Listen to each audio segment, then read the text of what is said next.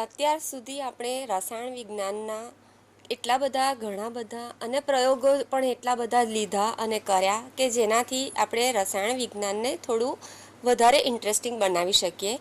મને જણાવતા એ વાતનો આનંદ થાય છે કે જે વસ્તુનું પ્લાનિંગ અમે ઘણા વખતથી કરતા હતા, વિચારતા હતા, પણ અમલમાં નહોતું મૂકાતું, એ આજે અમે મૂકી શક્યા છીએ. અમારી સાથે એક એવા વિદ્વાન પ્રોફેસર છે જે મારા પ્રોફેસરના પણ પ્રોફેસર છે, પ્રોફેસર એલ.ડી. દવે સાહેબ. અને એમનું પાસેથી અભ્યાસ કરવો એ મારા પ્રોફેસરને માટે જેમ મહત્ત્વનું હતું એમ મારે માટે એનાથી વધુ મહત્ત્વનું છે. અને અમે હવે એવું પ્લાન કર્યું છે કે આપણા ક્વોન્ટમ મિકેનિક્સના 2 લેક્ચર આપણે રાખ્યા હતા, 12મી આજનું અને 19મીનું. આપણે એને એક્સટેન્ડ કરીને 26 નવેમ્બર અને 26 ઓક્ટોબર અને 2 નવેમ્બર એમ 4 કન્ટિન્યુઅસ લેક્ચર આપણે એલ.ડી. દવે સાહેબના જ રાખીશું. આપણે એમની પાસેથી ક્વોન્ટમ મિકેનિક્સ ભણીશું. એના કેટલા બધા બેઝિક ફંડા એવા છે કે જેના કોન્સેપ્ટ હજી કદાચ કોઈના જ મગજમાં ક્લિયર નહીં હશે. અને આ સાહેબનો પરિચય આપવા માટે હું બહુ જ નાની છું. હું મારા કલીગ પ્રોફેસર ડૉક્ટર વોરા સાહેબને વિનંતી કરીશ કે એલ.ડી. દવે સાહેબનો આપણને પરિચય આપે. નમસ્કાર વિદ્યાર્થી મિત્રો. આપણી પાસે અત્યારે ગુજરાતની પ્રખ્યાત નહીં, ઇન્ડિયાની પ્રખ્યાત નહીં, પણ ઇન્ટરનેશનલ ફેમસ એવી એક વ્યક્તિ આપણી સાથે છે, જેમનો ટૂંકમાં પરિચય આપું તો આ વ્યક્તિ લગભગ 65 વર્ષથી ટીચિંગ લાઇનમાં એસોસિએટ છે. એટલું જ નહીં, અત્યારે લગભગ એમની ઉંમર જોઈએ તો લગભગ 85+ એમની ઉંમર છે, છતાં પણ રીડિંગમાં એટલા જ એક્ટિવ છે. લગભગ 65 વર્ષથી જે એમનું ટીચિંગ હતું એમાં લગભગ 16 વર્ષ તરીકે એમણે એઝ અ પ્રિન્સિપાલ તરીકે પોતાની સેવાઓ આપી. 7 વર્ષ ભાવનગર યુનિવર્સિટીમાં એઝ અ પ્રોફેસર તરીકે એમણે પોતાની સેવાઓ આપી અને 1 વર્ષ માટે પ્રોફેસર અને હેડ ઓફ ધ ડિપાર્ટમેન્ટ તરીકે પોતાની સેવાઓ આપી. તેમના હાથ નીચે ઘણા બધા વિદ્યાર્થીઓએ પીએચડી કરેલું છે અને 100થી વધારે નેશનલ અને ઇન્ટરનેશનલ જર્નલ્સમાં એમના પેપર પબ્લિશ થયેલા છે. એટલે વિદ્યાર્થી મિત્રો, તમે તો ખરા જ, પણ તમારા શિક્ષકો પણ અત્યારે એમની પાસેથી ઘણું બધું નોલેજ મેળવી શકશે. તો આપણે વધારે સમય નહીં લેતા એક એવી વ્યક્તિ સાથે આપણે અત્યારે ક્વોન્ટમ મિકેનિક્સ શીખવા માટે જઈ રહ્યા છે કે જેમના ગુરુ જી વિલ્કિન્સન, એટલે કે નોબેલ પ્રાઇઝ 1973માં જેમને નોબેલ પ્રાઇઝ મળ્યું હતું, તો એવા એમના ગુરુ રહી ચૂકેલા છે. તો મિત્રો, આપણે પ્રોફેસર એલ.ડી. દવે સાહેબ પાસેથી ક્વોન્ટમ મિકેનિક્સમાં બેઝિકથી માંડી અને આપણે આગળ વધીશું કે જેમાં મેથેમેટિક્સ પણ ઇન્વોલ્વ છે. તો દવે સાહેબને વિનંતી કરું. દવે સાહેબ, આપણે ક્વોન્ટમ મિકેનિક્સની શરૂઆત કરીએ. મિત્રો, અને અહીં આવતા ઘણો આનંદ થાય છે. અને જે રીતે આ વિષયો, જુદા જુદા વિષયો અહીંયા ચર્ચવામાં આવે છે, એ વિષયની મને માહિતી મળી. ટેકનોલોજીનો આટલો બધો બહોળો ઉપયોગ આમાં થાય છે એ જાણીને ખૂબ જ આનંદ થાય છે. અને ઈર્ષા પણ થાય છે કે અમે આ બધું ચૂકી ગયા, અમારા ઘરડા થઈ ગયા પછી આ બધું આવ્યું.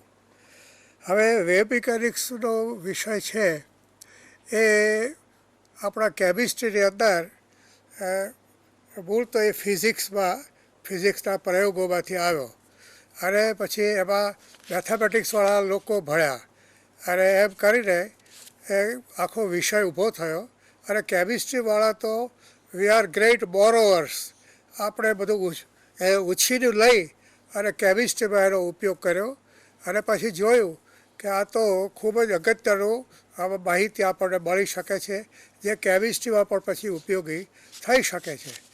એટલે આપણે ત્યાં એનો અભ્યાસ ધીરે ધીરે વધવા માંડ્યો. આનો ઇતિહાસ જો જોઈએ તો ક્લાસિકલ મિકેનિક્સ પહેલાં હતું, એમાં પ્રકાશ વિશે બહુ જ મતભેદ રહ્યો. કોઈ પ્રકાશ હગીસ વગેરે કહે કે એ તરંગ છે, તો ન્યૂટન, આઇન્સ્ટાઈન વગેરે એમ કહે કે એ કણ છે, પાર્ટિકલ છે. અને આ બધામાં નવા નવા સંશોધનો થતા હતા. તો બ્લેક બોડી રેડિયેશનની ચર્ચા ખૂબ ચાલી. એ સમજી નહોતું શકાતું.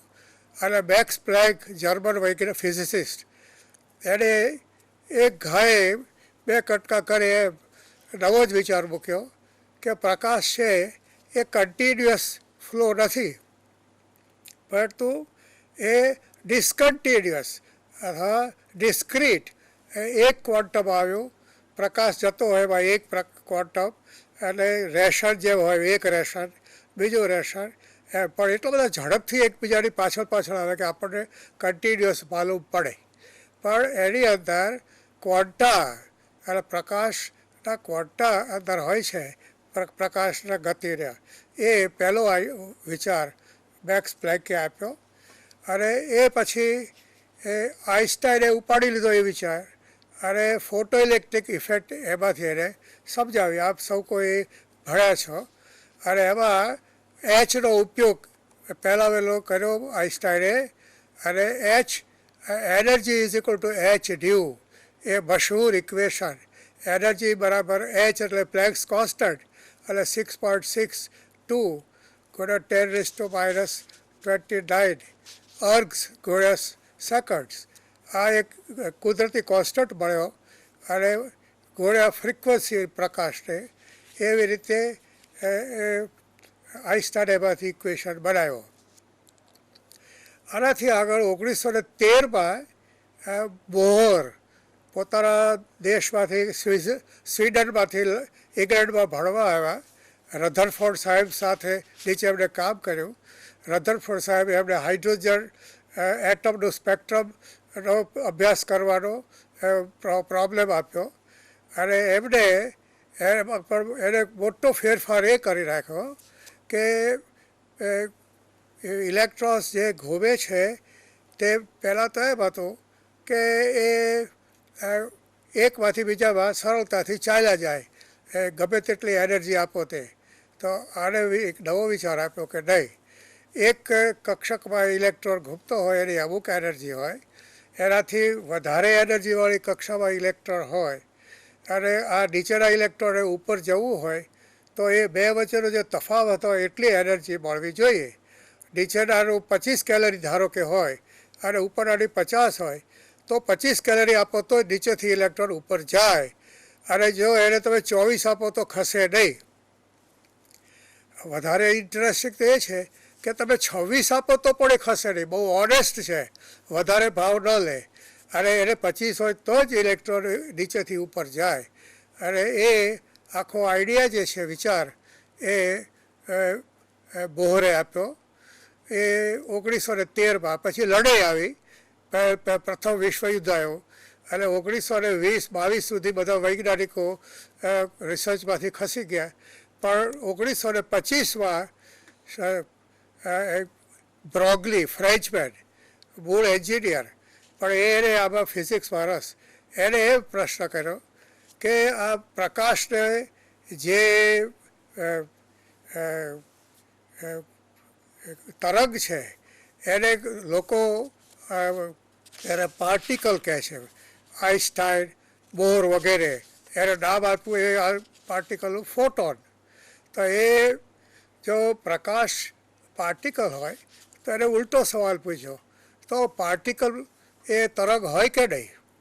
અને એને પોતે જવાબ આપ્યો કે હા, એ પાર્ટિકલની સાથે તરંગ એની સાથે સંયોજાયેલું હોય છે. એ કેવી રીતે સંયોજાયેલી હોય છે એ બહુ અગત્યનું નથી, અને એનો કોઈ જરૂર કોઈ ખ્યાલ પણ નથી મળતો. પરંતુ તમે કણને પાર્ટિકલ લઈને ગણિત કરો કે એને તરંગ લઈને ગણિત કરો, બંનેનો જવાબ સરખો આવે. અને તેથી આ કણની અંદર ઇલેક્ટ્રોન આપણે કણ છે, પણ એ રીતે પ્રોટોન, ન્યુટ્રોન બધાને માટે એ બધાને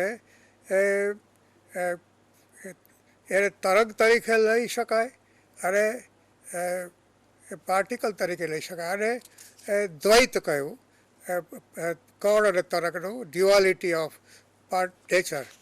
તો આવા એ પાર્ટિકલને હવે તરંગ રૂપે અભ્યાસ કર્યો, વેવ રૂપે, એટલે માટે એને વેવ મિકેનિક્સ કહ્યું. આ નવું ક્વોન્ટમ થિયરી થઈ અથવા એને વેવ મિકેનિક્સ કહે છે. જ્યારે આઇન્સ્ટાઇન, બોર, પ્લેન્ક એ બધાનો ક્વોન્ટમ થિયરી તેને ઓલ્ડ ક્વોન્ટમ થિયરી. જ્યારે બ્રોગલી પછી ત્યાર પછી શ્રોડિંજર આવ્યા 1 વર્ષમાં જ 1925માં બ્રોગલી, 26માં શ્રોડિંજર એને મશહૂર ઇક્વેશન ગણિતના પાયાના સિદ્ધાંતમાંથી રચી કાઢ્યું અને એની બરાબર સમજૂતી આવી બીજા જ વર્ષે 1927માં હાઇઝનબર્ગે જે અનિશ્ચિતતાનો સિદ્ધાંત આપ્યો, અનસર્ટનિટી પ્રિન્સિપલ, એમાં આનો અર્થ સમજાયો. તો એ શ્રોડિંજર ઇક્વેશન છે તે આ બધા શીખ્યા છો. Del square psi plus 8 pi square m upon s square into e minus V psi is equal to 0. આ શ્રોડિંજર ઇક્વેશનના અંગ ઉપાંગ બધા સમજી લઈએ. એમાં E માઇનસ વી, E એટલે ટોટલ એનર્જી છે, વી એટલે પોટેન્શિયલ એનર્જી છે, એ બેની બાદબાકી કરો એટલે કાઇનેટિક એનર્જી આવે. એટલે કે આ ઇક્વેશન કોઈ ગતિશીલ ગતિમાન પદાર્થ હોય એને માટે છે. જો સ્થિર હોય અને ગતિ ન હોય તો ઇક્વેશન લાગુ પડે નહીં. તો E માઇનસ વીનો અર્થ એ હવે psi છે એ તો આપણો ભગવાન છે, એ આપણે કામધેનુ છે. તમે એની બરાબર સેવા કરો તો તમે માગો એ તમને આપે. એમાંથી તમને પાર્ટિકલ વિશે તમારે શું જાણવું હોય? પાર્ટિકલની ગતિ, એની સ્થિતિ, પોઝિશન, એ કયા સમયે ક્યાં છે, એનું લિનિયર મોમેન્ટમ, એનું એન્ગ્યુલર મોમેન્ટમ, એની કાઇનેટિક એનર્જી, ટોટલ એનર્જી વગેરે આ બધા ગુણો આપણે એના જાણવા હોય એ બધા આપણે psiમાંથી મળે. તો એ કેવી રીતે મળે? તો એને માટે આ વેવ મિકેનિક્સમાં હવે આપણે શરૂ કરીએ કે એની અંદર આપણે ઓપરેટર્સ જોઈએ, આ એક, અને આપણી પાસે ફંક્શન જોઈએ. ઓપરેટર્સ આ આખું ઓપરેટર એલ્જીબ્રા છે એટલે આપણે શરૂઆતમાં અઘરું લાગે છે કારણ કે આપણે એનાથી ટેવાયેલા નથી, પરંતુ એકવાર ટેવાઈ જાઓ પછી આ બહુ સરળ હોય છે. અને આનો પાયાનું ઇક્વેશન જ આ છે કે હું અહીં લખું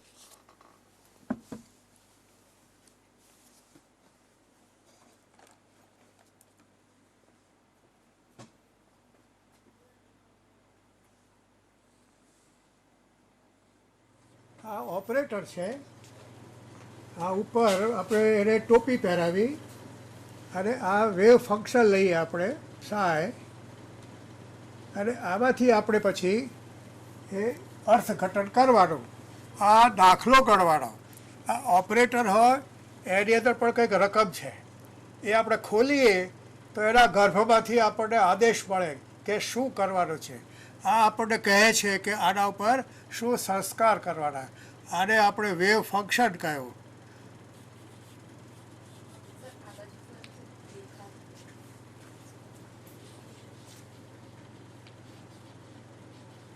તરંગ વિધેય એ આપણે આમાંથી મળ્યું. એ આપણે આ રીતે સાઈડ ઉપર રકમ હોય એ આપણે મૂકવાની અને પછી આપણે દાખલો ગણવાનો. આ અઘરું લાગે છે પરંતુ એક વખત તમને ટેવ પડી જાય પછી સરળ હોય છે. આમાં જો તમારી પાસે આવું કંઈક જવાબ આવે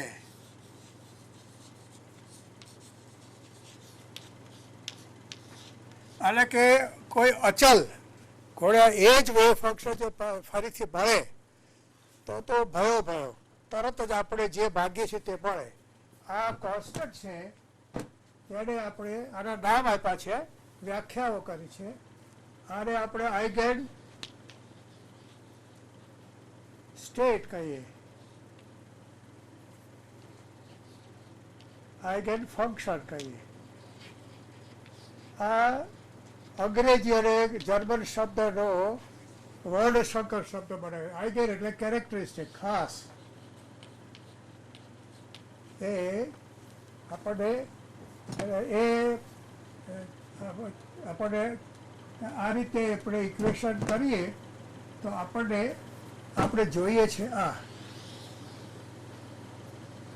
આપણને જોઈએ છે. એટલે કે આવો દાખલો જો થાય તો આપણે પછી આનું કામ પતી ગયું. આના ઉપર આપણે ધ્યાન રાખવાનું.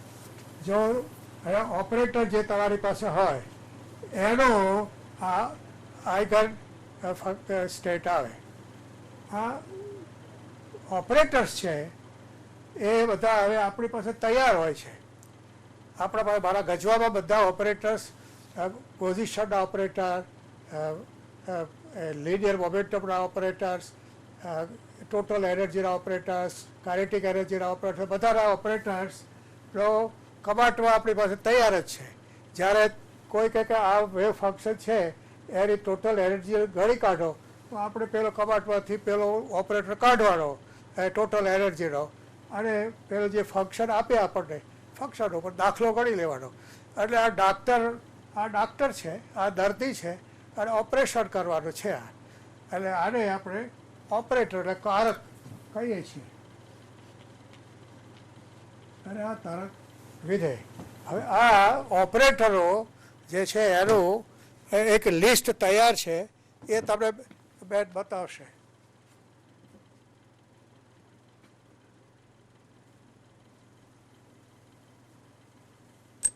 દેખાય છે? જી જુઓ મિત્રો, તમને સ્લાઇડ ઉપર અત્યારે દેખાઈ રહ્યું છે. આપણે 4 કોલમ મૂકી છે. સર આપણને 4 કોલમમાં શું શું છે એ સમજાવશે.